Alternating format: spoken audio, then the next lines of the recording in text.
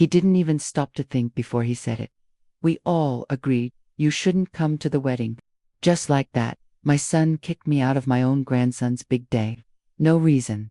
No, I'm sorry. Just a calm, cold goodbye over the phone. A week later, out of nowhere, he sent me money. Then he was calling, crying, begging me to forgive him, saying he didn't know the whole story. But by then, I wasn't just his mother anymore. I was the woman holding the money they thought I'd never dare to use. I was out in the backyard trimming my rose bushes when my phone buzzed in my sweater pocket. I wiped my gardening gloves on my apron and answered without even looking to see who was calling. Only one person ever calls me now, my son, Caleb. Hey Mom, he said. Right away, I could hear that strange tone in his voice, like he'd practiced this conversation in front of a mirror. I just wanted to let you know, Ethan's wedding is on Saturday. We all talked, and we think it's probably better if you don't come. I didn't say a word. Not because I was shocked, I wasn't. My gut had been telling me this was coming for weeks. So I stayed quiet and let the silence fill the space between us until it got heavy enough to make him squirm. It's not personal, he added quickly. Jenna thinks it might be too much for you, you know, with your memory stuff. My memory stuff. I almost laughed out loud. I'm 72, not dead. I still pay all my bills, cook every meal, and have never forgotten a birthday. But Jenna, my so perfect daughter-in-law, with her stiff smile and sugary voice, had been dropping hints for months, making me sound like I was losing my mind. I could feel it in my bones. I didn't even bother asking who we all meant. I already knew Jenna, probably Ethan, maybe that nosy cousin who calls herself a family therapist just because she did an online course. It's what Ethan wants, Caleb said, like that would make me feel any better. I thought about Ethan when he was 5, hiding behind my legs during thunderstorms, whispering that I made him feel safe. When he was 10, and I took him to a Cubs game, and he said it was the best day of his life. When he was 16, and I co-signed a loan for his first car because Caleb didn't have the money. And now, at 25, Ethan wanted a wedding without me there. I looked up at the sky and saw 2 hawks gliding in slow circles over the big sycamore tree, quiet and uncaring. Okay, I said, and I hung up. I stood there for a minute, still holding the phone, until the screen went dark. Then, I went inside, took the wedding invitation off the fridge, and dropped it right into the trash. I didn't cry, I didn't yell. I opened the freezer and pulled out the cookie dough I'd made for the wedding favors, lemon sugar cookies with white chocolate chips. I put them in the oven like it was any other day. Soon the kitchen smelled like lemons and vanilla. Just the way it always did during holidays and birthdays. Every time Ethan came over as a boy. I sat at the table with a cup of tea in my chipped mug that says World's Best Grandma and stared at nothing. When the cookies were ready, I packed them neatly into a container, tied a little ribbon around it, and walked them down the street to Caleb's porch. I set the container by the door with a note that said, for the celebration. I didn't knock. I didn't want to see their faces. I just turned and walked home. My feet felt heavy, like I was carrying the last bit of hope I had left. That night, I switched my phone to silent. I watched the screen light up with message after message, but I didn't open a single one. The worst kind of betrayal doesn't shout, it whispers. It pretends it's love while it slices you clean through.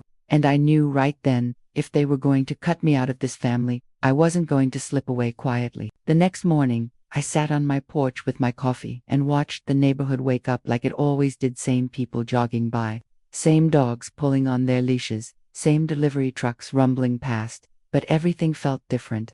There's a special kind of loneliness that comes when you realize your own family has locked you out.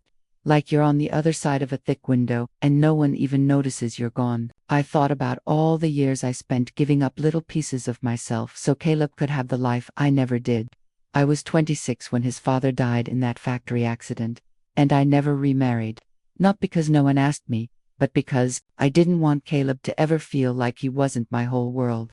I worked long hours at the diner and cleaned houses on weekends. Every dollar I earned went toward keeping him in a good school so he'd never have to grow up the way I did, always afraid we'd lose the roof over our heads. I remembered him coming home once, 11 years old, his face bright with pride because he'd won a science award. He hugged me and said, I told everyone my mom is the smartest person I know. I held on to those sweet things Caleb used to say about me, even after he stopped saying them. It kept me going for years. Then, Jenna came into the picture about 10 years ago. She was always polite, always smiling a little too much. But she had this sneaky way of twisting every conversation. You'd leave feeling like you'd somehow done something wrong, even if you hadn't.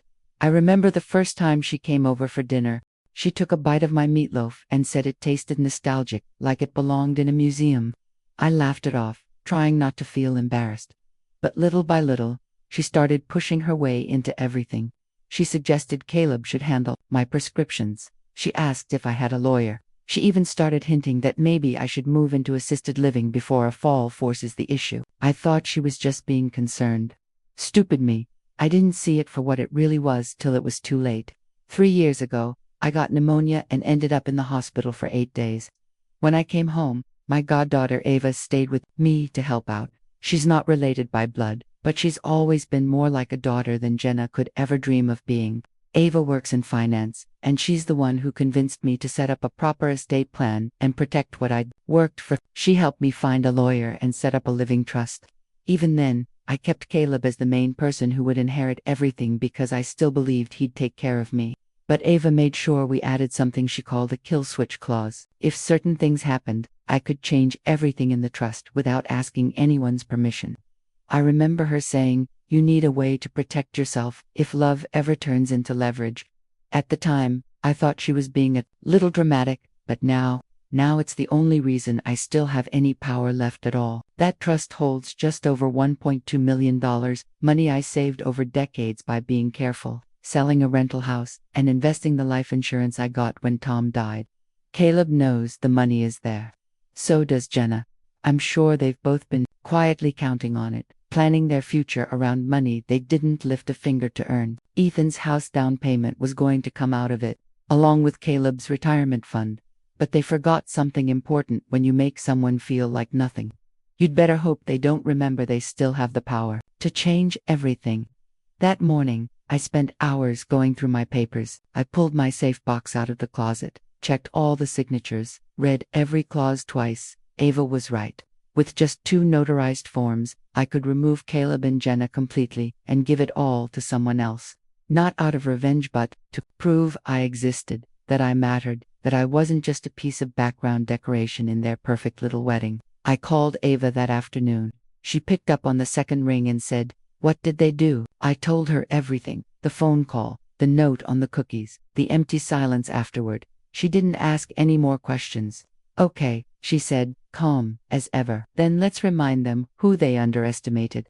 By sunset, we already had an appointment set up with the lawyer. For the first time in days, I slept all the way through the night. Not because I wasn't hurt, but because now, at least, I had a plan. 2 days before the wedding, I found myself standing in the grocery store, staring at a bottle of vanilla extract for a long time before I realized I didn't even need it. I'd been planning to bake Ethan's favorite lemon bundt cake for the rehearsal dinner tradition since he was 10. But now, I wasn't invited. Still, out of habit, I walked up and down the aisles, picking up butter and sugar like I always had. Part of me still couldn't believe this was really happening. At checkout, Lisa, the cashier who's been working there since high school, smiled at me and said, "You must be so excited for the big weekend. Ethan's getting married, right? Whole town's talking about it." I nodded and mumbled something about being busy. But inside, it felt like I was melting away, like I was turning invisible. It wasn't just that they'd left me out. It was that everyone assumed, of course, I'd be there. That's how much a part of this family I used to be. I paid for the groceries I didn't need and drove home in silence.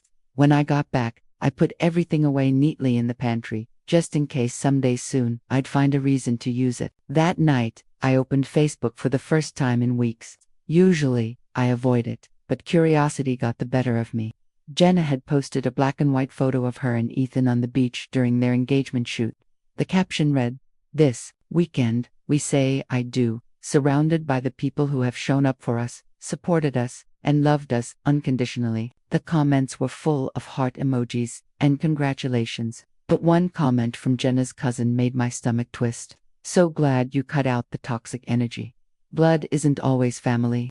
Another one chimed in, "Proud of you for protecting your peace." And right then, I knew I wasn't just left out. I was erased. My stomach twisted when I saw it. I kept clicking through Jenna's photos and found a whole album called Final Prep.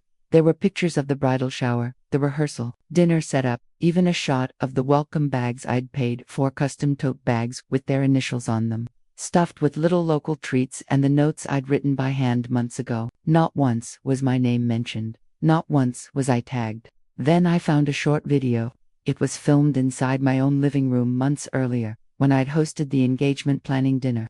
They'd cropped it just enough to cut me out of the frame, but I still recognized my wallpaper, my old tea set, and the vase Ethan made me in 3rd grade, sitting up on the mantel. It was like they'd erased me on purpose, as neat and careful as a surgeon's cut.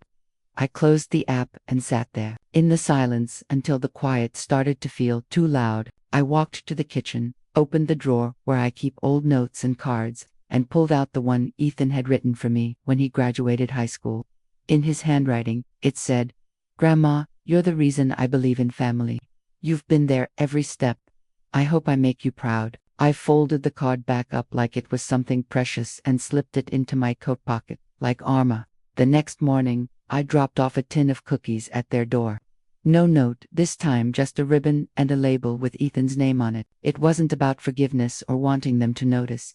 It was my way of saying, I'm still here. I still matter. You won't just make me vanish. That afternoon, Ava sent me a text. "Docs are ready when you are. We make the move." I stared at her message for a long while before I typed back, "Monday. First thing," and just like that, the countdown started. Not a countdown to a wedding, but to the moment I would finally take back control. The morning after I sent Ava that message, I woke up feeling clearer than I had in weeks, like my body finally caught up to a choice my heart had already made. I dressed in my nicest slacks and a clean blouse, combed my hair smooth, and put on the gold earrings Tom had given me for our anniversary in 1982. The ones I only wore when I needed to remember the woman I used to be before life tried to wear me down. Ava picked me up right at 9, a cup of coffee ready for me, her briefcase on the seat next to her. She had a look in her eyes that said she wasn't about to let anyone walk over me ever again. The law office was quiet, tucked into a row of old brick houses downtown. As soon as we stepped inside, I felt the weight of what I was about to do settle over me, part heartbreak, part relief. The attorney, a woman named Shannon, greeted us with a firm voice but kind eyes. She brought out the papers and led us to a small conference room. The overhead fan made a soft humming sound that reminded me of being in a doctor's office. "This," she said, pointing to the top page, "is the document that removes Caleb Whitman and Jenna Whitman as beneficiaries of the Eleanor Whitman Family Trust. The new recipients will be Ava Colenze, effective immediately, and Ethan Whitman, if he fulfills your condition." She paused. "Do you still want that clause included?" I nodded. "If he doesn't come to see me face to face within 30 days, he gets nothing." Shannon raised an eyebrow but didn't say a word. She pushed the pen toward me. My hand shook just a little as I signed initials here, signature there, over and over, until every page was complete. Ava signed as my witness. When Shannon closed the folder, she said, "It's now legally binding. If anything happens to you, this takes full effect right away. If you ever change your mind, you'll have to come back here in person to undo it." I thanked her, feeling like I'd just signed my own obituary, but not with regret, with power. As we left, Ava handed me an envelope. "This is the receipt," she said. $250,000 has already been moved into my name as a test. It's flagged as an inheritance transition. If they notice, and they will, they'll know something's changed." I took the envelope without saying anything and climbed into the passenger seat.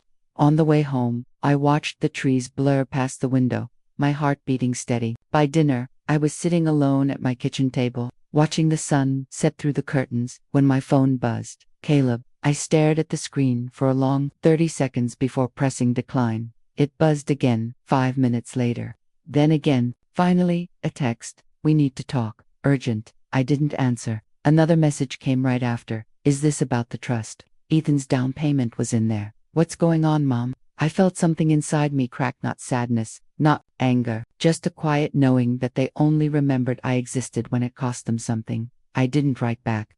I flipped my phone face down on the table, stood up, and poured myself a glass of wine. Then I walked out to the back porch and sat there, listening to the cicada scream into the warm dusk. For the first time in years, I felt like I could finally breathe. I didn't feel invisible. For once, I felt like they finally saw me, not in the way I had always hoped, but in the way that mattered most now.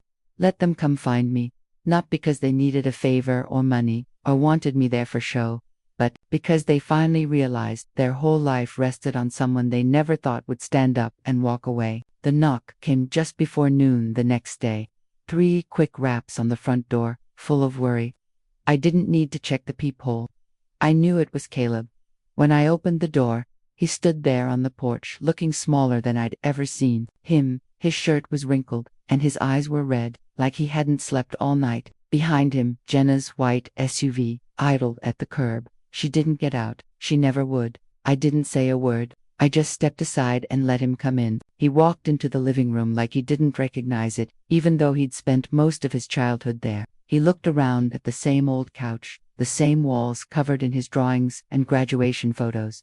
"I'm not here to fight," he said, voice tight. I need to understand what's happening." I walked past him into the kitchen and started the kettle. "You've been removed from the trust," I said, calm and clear. "Jenna too. The money's been moved." He followed me and stood in the doorway, like he wasn't sure if he was allowed to sit down. "But why? Why now?" I turned to look him in the eye, and for the first time, I didn't feel the need to look away. "You told me not to come to my own grandson's wedding. You said it was what everyone wanted. So I listened." His face crumpled like I'd slapped him. "It wasn't like that," he said, his voice cracking. "Jenna said you'd been forgetful, that maybe it would be too much stress. I didn't want to hurt you." I set 2 mugs on the counter and poured the tea. "You didn't want to hurt me," I said quietly, "but you let her tell everyone I was losing my mind. You stood there while she cut me out of every event, every talk, every memory. You let Ethan believe I didn't care enough to show up." He sank into a chair and rubbed his temples with both hands. "I didn't know about the money for Ethan's house. That down payment was supposed to be part of the wedding gift. We were counting on that." I stirred a little honey into my tea. My hands were steady, even though my heart was thumping in my chest. "You were counting on money from someone you didn't even want in the room. Tell me how that makes any sense." He didn't answer. He just stared down into the steam rising from his mug. "Mom," he whispered after a moment, "this isn't just about hurt feelings. Ethan's heartbroken. He thought you were ignoring him. Jenna told him you didn't want to be involved, that you were confused, maybe even slipping a little." I let out a short, bitter laugh. "She's been planting that story for years, whispering behind my back, twisting everything I did. And you let her. You let her rewrite our family's story while you watched." He looked down at the table, like maybe it would tell him what to say. I didn't know it had gone this far. I reached into the drawer and pulled out the envelope I'd set aside that morning. Inside was a printout of the trust summary, a list of all the money that was being moved, and a letter I'd written by hand. I slid it across the table to him. "This is what you're not getting," I said. "Not because I want to punish you, but because I needed to remind myself I still have a voice." His hands trembled as he unfolded the papers and read through them. When he got to the part that said Ethan could still inherit something if he came to see me in person within 30 days, he looked up, confused. "You'd still leave something to Ethan." I met his eyes and held them steady. "If he comes to see me not because you told him to, not because Jenna forced him, but because he wants to hear the truth for himself, then yes, I still believe he can, but not through you. And not through her." He swallowed hard. "You don't know what this is going to do." "No," I said softly. "You don't know what it already did." We sat in silence for a long time. Then, outside, Jenna honked the horn, one sharp, impatient blast that cut through the quiet like a knife. Caleb stood up, holding the envelope tight in both hands. He hesitated by the door. "If he comes," I said, "let it be on his own terms, not yours, and not hers." He nodded, his eyes glossy with tears, and walked out without saying another word. I didn't watch him leave. I just sat back down at the table, my tea still warm in front of me, and stared at the empty chair where my son had just been. He wasn't that little boy who needed his mother anymore. He was a grown man who finally saw what happens when you let someone else write your mother out of her own story. I didn't expect him to come back the next day, but he did. This time, there was no Jenna, no rush in his voice, just a slow knock and a heavy, waiting silence. I opened the door, and there was Caleb standing on the porch. He was holding a folder like it weighed 100 pounds. His face was pale and tight, like he hadn't slept at all. "Can we talk?" he asked. I nodded and stepped aside to let him in. But this time, I didn't offer him coffee or tea. I just sat down in the living room and waited. He took the chair across from me and opened the folder. After I left yesterday, I started digging, he said. I went through our shared accounts, old emails, even Jenna's cloud backups. His voice got small. I didn't want to believe it, Mom. He pulled out a stack of papers, printouts of text messages, screenshots from social media, and calendar invites. My name was on everything, but none of it was really from me. There were fake messages where I'd supposedly canceled dress fittings or turned down brunch invites. Facebook chats with my name next to nasty comments I'd never said. She made up conversations, Caleb whispered. She told Ethan you thought his fiancée was beneath him, that you didn't approve of the wedding. His hands shook as he handed me a page. It was a transcript of a voicemail where I supposedly ranted about being cut out and threatened they'd regret it.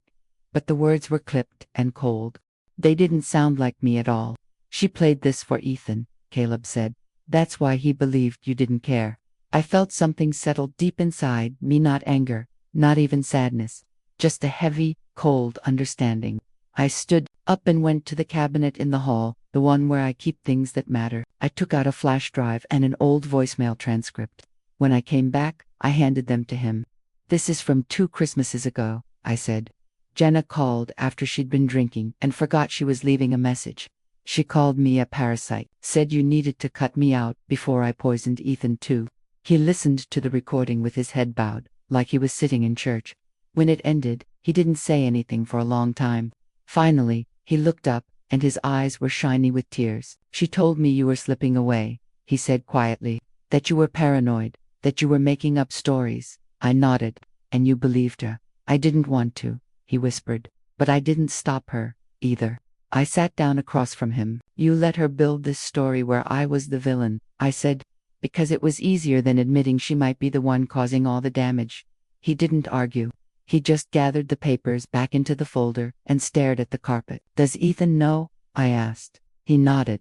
I showed him everything last night. He's confused. He's hurt. He cried. Mom, he really thought you didn't want to be at his wedding. I swallowed hard. That ache came back, the one that happens when you know your absence was felt but for all the wrong reasons. Then, he has a choice, I said. The clause in the trust still stands. If he wants to know me again, he knows where I am. Caleb nodded and stood up slowly. What happens now? Now, I said, looking him in the eye, you decide if you're going to be her husband or my son, but either way, I'm done being erased. He walked to the door and paused with his hand on the knob. If I could undo it, you can't, I said quietly. But you can stop pretending it didn't happen. Then he left.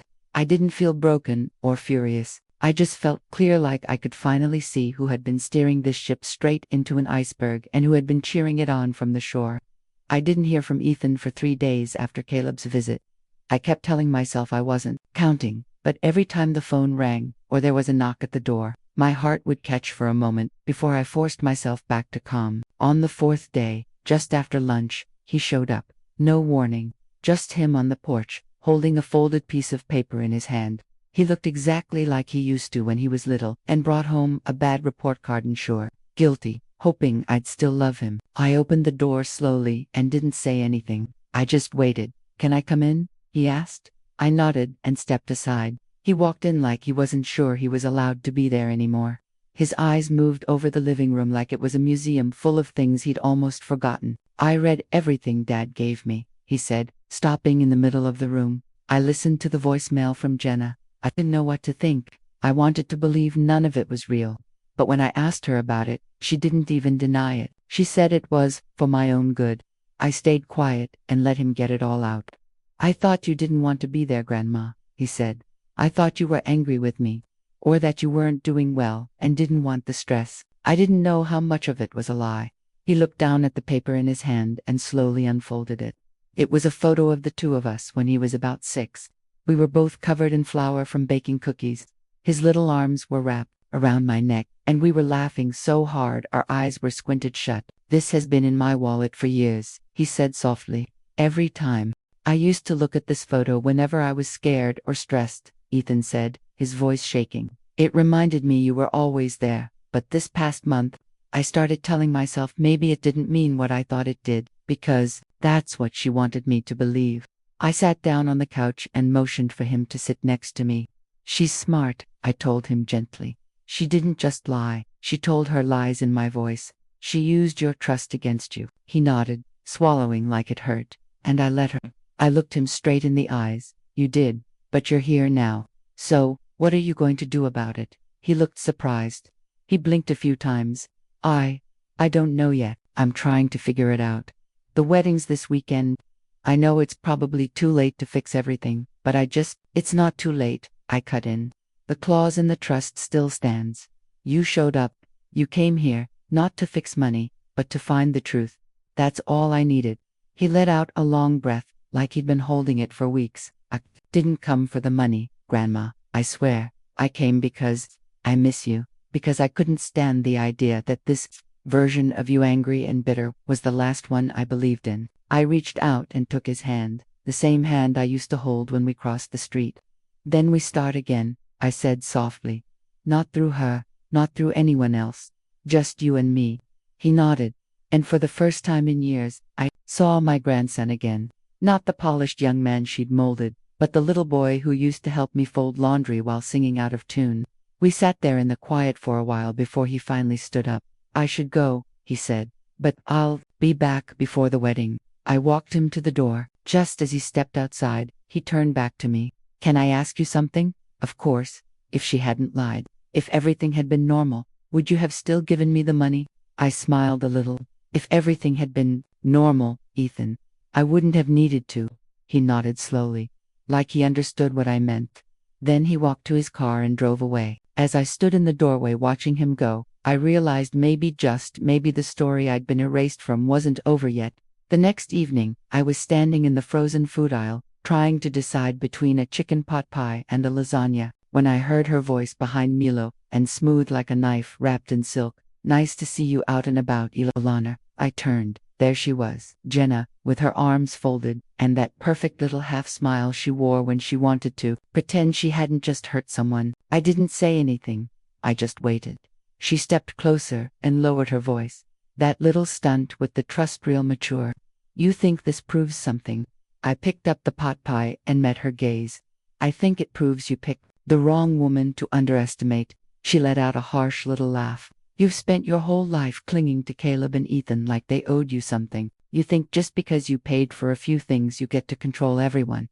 I didn't blink. I gave more than money. I gave years, time, love. You rewrote history and thought I'd thank you for it. She leaned in closer. I didn't rewrite anything. I just cleaned up the narrative. You were always the martyr, the poor widow who needed a pedestal. Caleb needed space. Ethan needed boundaries. You made everything about you. I watched her carefully, looking for any crack in her calm mask. You told everyone I had memory problems. I said, you said I was unstable. She didn't even flinch. Because you are. Who makes their grandson jump through legal hoops just to get what he's owed? I took a slow breath, feeling the tightness in my chest harden into something solid. You don't get to decide what I owe anyone. Ethan came to me on his own. He saw through you. Her jaw tightened. You poisoned him against me. I shook my head. You did that yourself. You forgot something important. Always leaves fingerprints. And sooner or later, the truth shines a light on them. She looked like she wanted to spit at me.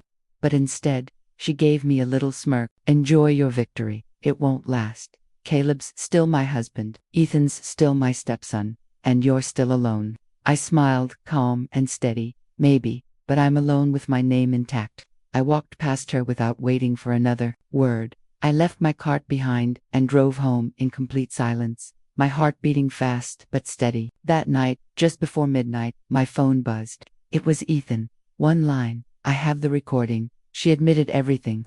I sat down slowly, reading those words over and over, until they blurred. A moment later, another message came. I didn't even ask. She just started ranting. Said you always turned people against her. I recorded the whole thing. My fingers hovered over the screen for a moment. Send it to your dad first, I wrote back. He needs to hear it from her, not from me. Ethan replied right away. Already did. He hasn't responded. I looked out the window and watched a moth tapping over and over against the glass, drawn to a light it was never going to reach. Caleb would hear the truth, no straight, from Jenna's mouth. No more excuses, no more pretending. She'd exposed herself without even knowing it. I thought about all the years I'd spent holding my tongue, letting people step on me just so the house stayed quiet. But it had never been real peace. It was just silence, covering up something rotten. Now the silence was gone. And whatever came next would, finally, be honest. 2 days later, Caleb called. "We all need to meet," he said. His voice sounded flat, like he was too tired to pretend anymore. "You, me, Ethan, Jenna, Ava, and Darla. Darla, my late husband's sister. I hadn't spoken to her in over a year. I agreed, but only if it happened on my terms. My house, my time, my rules." Sunday afternoon, I got ready. I set out chairs in the living room and placed folders on the coffee table, one for each of them. Inside every folder were copies of everything: the trust papers, the screenshots of Jenna's fake messages, the bank records, and the transcripts of voicemails, including the one Ethan had just sent me, where Jenna ranted about how I infected the family with guilt. When they arrived, I didn't feel scared. I felt prepared. Caleb walked in first, his shoulders tight, eyes tired. Ethan followed him, looking like he was bracing himself. Jenna came last. She wouldn't look at me. Her mouth was pressed in a hard, thin line. Ava was already sitting beside me, calm and ready. Darla stepped in carrying a notebook and a pen, like she was planning to take notes. I waited until everyone was settled before I spoke. "I want to make something clear," I began. "This isn't about revenge. This is about telling the truth and taking responsibility."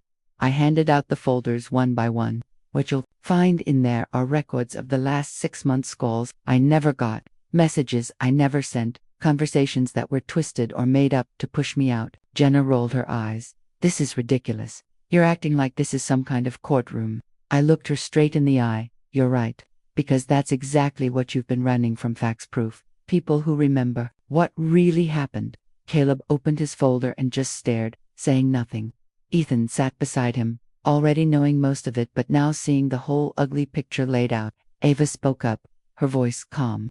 "Every dollar is accounted for. Every change to the trust was legal. And the part that required Ethan to come see her, it was valid, and he did it." Jenna turned to Caleb, her voice rising. "Are you really going to sit there and let them do this to me?" Caleb didn't even look up. "You lied," he said quietly. "To me, to Ethan, to everyone. And I let you." "Oh, give me a break," she snapped. "She's been playing the poor victim her whole life." Darla leaned forward, her voice steady. "You might want to watch how you talk. I read everything in those folders, and it lines up with things I remember from years ago. This isn't new, Jenna. You've just gotten sloppy." Jenna's face turned red. "Of course you'd take her side. You never liked me." "No," Darla said calmly. "I just know a pattern when I see one, and I've seen this one before." Finally, Caleb looked over at me. His eyes were tired, almost hollow. "I don't know how to fix this," he said. "You don't," I replied, my voice steady.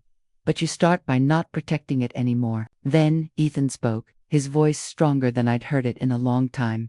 "I'm still marrying her," he said. "But I'm not going to pretend I don't see what she did. And I'm not going to let it cost me the people who stood by me my whole life." He stood and walked over to me. He put his hand gently on my shoulder. And in that small, quiet gesture, I felt something finally shift. I felt more seen in that moment than I had in months. Jenna let out a short, breathless laugh. Like the whole room had suddenly turned against her, and she couldn't remember her lines anymore. "This is insane," she said, her voice rising. "You're all buying into a story built on paranoia and guilt." I looked her right in the eye, calm and steady. "No," I said. "We're finally rejecting the story built on fear and silence." Caleb stood up then, slower than Ethan, but just as sure. "I think you should leave, Jenna," he said. His voice wasn't loud, but it was firm enough that the whole room went quiet. She stared at him, like he'd just slapped her across the face. Then she let out another laugh, this one cracked and mean. "You're seriously kicking me out?" "I'm asking you to step out," he replied, "so the rest of us can talk honestly, without being manipulated again." Jenna grabbed her purse, muttering under her breath. She stormed out the front door and slammed it so hard the walls shook. It felt like the final punctuation mark on something I'd been waiting years to finish. Caleb didn't sit back down. He just stood there, looking around the room, like he was finally seeing all the damage and the cracks they'd been walking over for years. "I should have stopped this sooner," he said quietly. I kept telling myself it would get better, that it was just stress or confusion. I didn't want to believe I'd traded my mother's dignity for a little peace. I nodded once, because that was all I could do without breaking. You believed comfort over clarity, I said. Most people do until it costs them too much. Darla closed her notebook and looked at me. What now? She asked. I picked up the last envelope on the table and handed it to Caleb. This is my final revision, I told him. It removes you from the trust permanently. I'm not doing it to punish you. I'm doing it because trust isn't about money, about believing someone will protect your name when you're not in the room, and you didn't. He opened it, read every word, and nodded slowly. I understand, he said. Ethan looked between us, almost afraid to speak, so I reached into my pocket and pulled out a single sheet of paper, the document reinstating him as my beneficiary. I'd signed and notarized it that morning. You earned this, I said, handing it over. You showed up. You asked questions. You chose to see me again. He held the paper in both hands, like it was more than just a legal form, like it was proof that he mattered. And so did I. Caleb folded the envelope closed and placed it gently back on the table. Whatever happens with Jenna, he said, voice low, I don't expect anything, but I want you to know I'm sorry. Not just for this, but for all the ways I let her take your place. I watched him for a long time before I answered. An apology isn't the end, Caleb, I said softly. It's the beginning, but only if you change what you do from here. His eyes shone with tears, but he nodded. Then he turned and walked out without needing to be told. When the door closed behind him, I exhaled not in relief, but in finality. This wasn't a battle I'd won. It was a war I'd survived. And for the first time, the ground beneath my feet finally belonged to the truth. The wedding came and went a week later. I didn't go, not because I wasn't invited, but because I chose not to. I had seen enough, endured enough. What I needed from this family wasn't another photo in their album, or a polite smile across a table I paid for. What I needed was already happening in the quiet space they never thought I'd claim for myself. Ethan came by the day after the wedding. He wore the same suit, just without the tie, and carried a bakery box with 2 slices of leftover cake. We sat together on the porch in the late afternoon sun, eating in silence. After a while, he finally spoke. It wasn't the same without you, he said quietly. I nodded, not needing to say anything back. She kept her distance, he added. Dad told her if she even looked at you sideways again, he'd file for separation. She didn't take it well. I studied his face. And you? He shrugged, looking tired. I don't know yet. We're married. I love her, but I'm seeing things now I didn't want to see before. It's hard to look at someone the same way after hearing them lie in your voice. I didn't rush him. I just let the truth hang there. I'm glad I saw it, he said finally. I'm glad I came to you before it was too late. I smiled a little. That's what love looks like, I said, showing up before the door closes. He reached into his pocket and pulled out the same photo of us I'd seen earlier, the one of us covered in flour, laughing in my kitchen. I had it in my wallet at the altar, he said, not for luck, for the truth, because you're the reason I know how to love someone without expecting anything back. My throat tightened, but I held it in. Keep it there, I told him, and don't let anyone convince you again that protecting someone means hiding from what's real. He nodded slowly. What about Dad? He asked. I looked away, feeling the old ache soften into something like peace. That's between him and himself now, I said. He made his choices. I'm not here to clean up the aftermath anymore. I'm here to live the rest of my life on my terms. Ethan didn't argue. He understood. We sat there until the sun dipped low and the air cooled. When he finally stood to leave, he hugged me tight, not like a goodbye, but like a fresh start. Thank you, he whispered, for everything. After he left, I went inside, pulled the wedding invitation from the drawer where I'd hidden it, and slipped it into a photo album next to the legal documents that had changed everything. I wasn't erasing the past. I was recording it honestly. That night, I poured myself a glass of wine, turned off my phone, and sat in my favorite chair by the window. No noise, no pretending. Just piss, the kind you earn when you stop waiting for other people to see your worth and finally start living like you never needed their permission in the first place.